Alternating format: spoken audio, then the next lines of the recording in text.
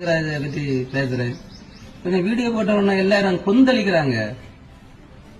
கொந்தளிக்கிற எல்லாத்தையும் நான் கேட்கிறேன். மனோ தங்கராஜுக்கு போன் போட்டு, மனோ தங்கராஜ் என்னைக்காவது போன் எடுத்திருக்காப்லையா?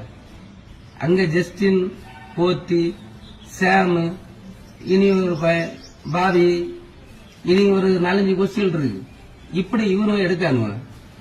இவனை எல்லாருமே 10க்கு கீழே. அப்ப புரிஞ்சுக்கிங்க, இவனுக்கு வேலையே இல்லைண்டா.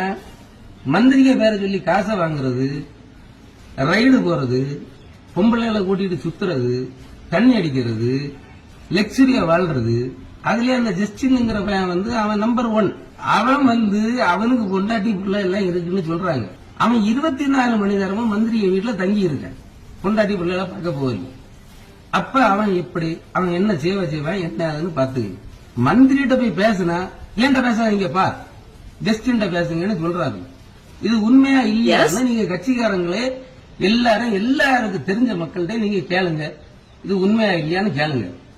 அப்ப ஜஸ்டின் யாரு? ஜஸ்டினுக்கு ஓட்டு போட்டோமா, மனோ தங்கராஜுக்கு ஓட்டு போட்டோமா? மனோ தங்கராஜ் வக்காலத்து வாங்கிய எல்லாத்தையும் கேட்கிறேன்.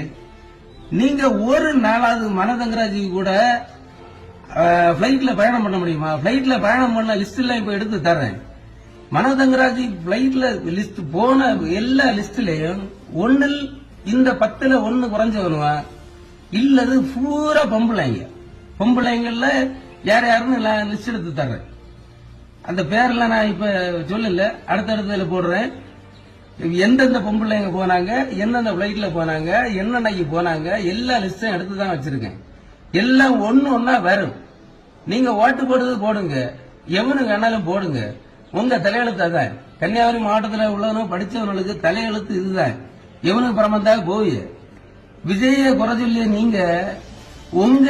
நீங்க ஜாலரா போடிய ஆளை பத்தி தெரிஞ்சிடுங்க. இதுக்கு முன்னாடி ஜான்பிரைட் எனக்கு நல்ல நண்பர், எனக்கு நல்லா பிடிச்ச ஒரு ஆளுத.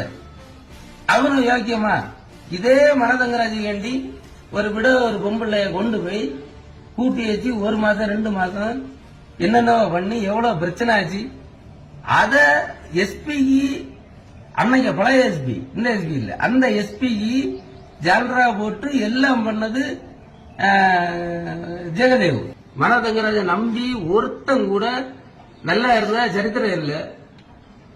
நீங்க அத எல்லாம் ரினியூல் பண்ணி பாருங்க. என்கிட்ட நிறைய ரெக்கார்ட்ஸ், நிறைய ஆடியோஸ் இருக்கு. கொஞ்சம் கொஞ்சமா வரும்.